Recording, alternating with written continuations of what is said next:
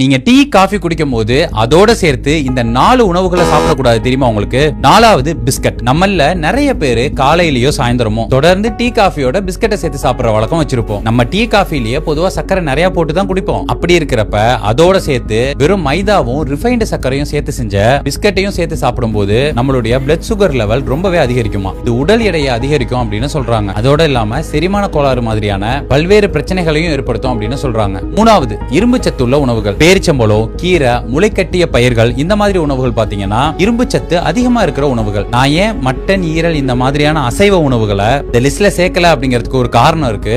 அடுத்து வருவோம். Tea, coffee இதுல எல்லாம் பாத்தீங்கன்னா பாலிஃபினால்ஸ் அப்படின்னு சொல்லப்படுற ஆன்டி ஆக்சிடென்ட்கள் நிறைய இருக்கும். அதுல குறிப்பிட்டு டீல பாத்தீங்கன்னா டானின் அப்படின்னு ஒரு பாலிஃபினால் இருக்கும். இது என்ன பண்ணும் அப்படின்னா, நீங்க பேரிச்சம்பழம், கீரை இந்த மாதிரி இரும்பு சத்து உள்ள உணவுகளை சாப்பிட்டுட்டு உடனே ஒரு டீயை குடிக்கும் போது நீங்க சாப்பிட்ட இரும்பு சத்து உள்ள பொருட்கள்ல இருந்து இரும்பு சத்து உங்க உடம்புல சேராம தடுக்குமா. இது எவ்வளவு வரைக்கும் இருக்கும்னா, கிட்டத்தட்ட 60% வரைக்கும் நம்ம உடம்புல இரும்பு சத்தை சேர விடாம தடுத்துருமா. இது வெஜிடேரியன் இரும்பு சத்து உணவுகளுக்கு தான் பொருந்தும். அதுல உள்ள நான் ஹீம் அயன் அப்படிங்கிற இரும்பு சத்து தான் டீல உள்ள டானின் பாதிக்குது. நான் வெஜிடேரியன் உணவுகள்ல உள்ள ஹீம் அயன் அப்படிங்கிற இரும்பு சத்து உடம்புல சேர்றத இந்த டீல இருக்கிற டானின் பெருசா பாதிக்கிறது இல்ல. இதுவே காஃபியை எடுத்துக்கிட்டீங்கன்னா டீ அளவுக்கு இல்லனாலும் ஒரு 25-30% இரும்பு சத்து உடம்புல சேர்றத தடுக்குதான். இந்த குறிப்பிட்ட பிரச்சனை இரும்பு சத்து குறைபாடு உள்ளவங்களுக்கு பெரிய பாதிப்பு ஏற்படுத்தலாம் அப்படின்னு சொல்றாங்க. 2வது எண்ணெய் பலகாரங்கள். பஜ்ஜி, சமோசா, போண்டா, அப்புறம் பக்கோடா இந்த மாதிரி கடலை மாவு வச்சு எண்ணெயில பொரித்த பண்டங்களை டீயோட சேர்த்து சாப்பிடுறத நம்மள பல பேர் அதை வழக்கமா வச்சிருப்போம். இந்த உணவுகள்ல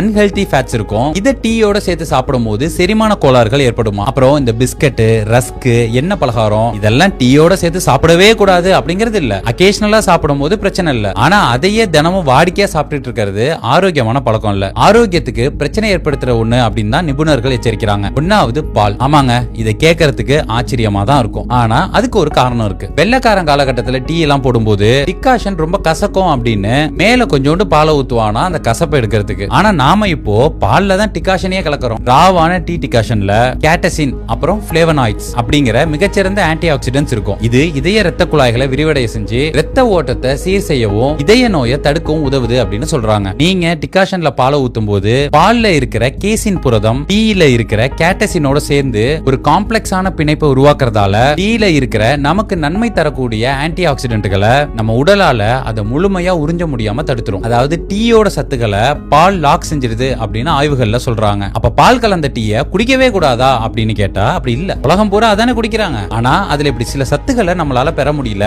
மிஸ் ஆகுது அப்படிங்கறத தெரிஞ்சுக்குங்க. இதே மாதிரி காஃபிக்கும் நடக்குமா அப்படின்னு கேட்டீங்கன்னா அதுக்கு சுருக்கமான பதில் கிடையாது. காஃபி டிகாஷன்ல பாலை கலக்கறதுனால எந்த பிரச்சனையும் இல்லையா.